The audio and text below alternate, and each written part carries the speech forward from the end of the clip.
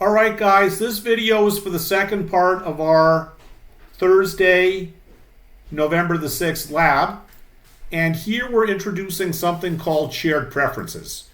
Now, shared preferences, you can imagine that an app which forgot whatever you told it before, and you had to, you fire up Microsoft Word to do your resume and there's nothing there from before, that would not be very pleasant. So here we're going to see how we can take the Flower Shop app and persist the data, right? So let's see about that now. So I was still running it from before, so I'm going to kill the app now, so I'll just stop. Now this does not have a lot of stuff we're going to be introducing next week, right? It does not have a back button to go back to the first screen, and next week we'll see about recycler view so we can see all of the data records that are there. But it does show shared preferences, which is our key goal. So I'm going to now notice James Bond is there. Actually, I think I already said clear data. So when we start again, James Bond will not be there. You can read the PowerPoint and you can see how shared preferences is actually a key value JSON-like file in your operating system. We'll talk about that in the lecture tonight. Now let's go ahead and fire this guy up again.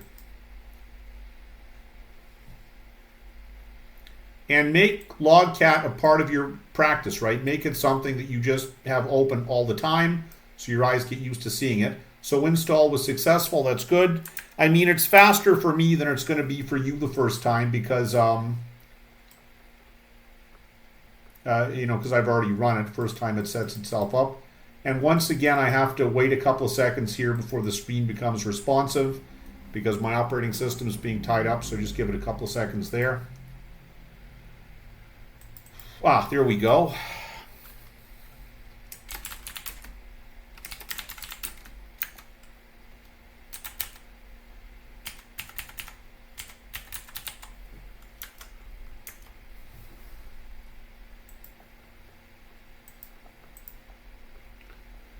Now we can see if we stop the app and restart it, because right now I could go, and maybe depending how fast things go in class, I might give you a little extension activity to do this by yourself.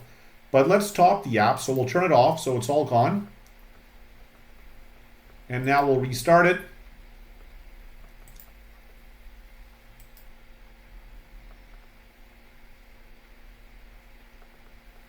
So Peter Parker, you see right there. So it remembers that from last time and we'll run in the debugger and we'll see where that's being...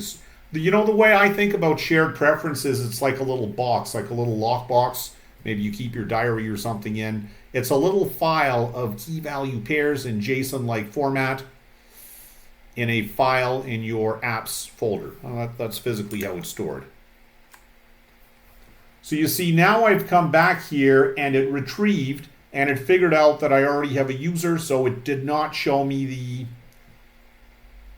user information gathering screen. Once again, pretty primitive, right? It doesn't have a lot of stuff. It does not have a button to go back to the home app. It does not have a way of viewing all the saved users, but it does prove to us that we can now save and retrieve data, which is what we wanted to do. And if I, see there's my toast. If I now exit and come back, then that'll be empty. And I'll go back to the main screen, and we're going to do that in class.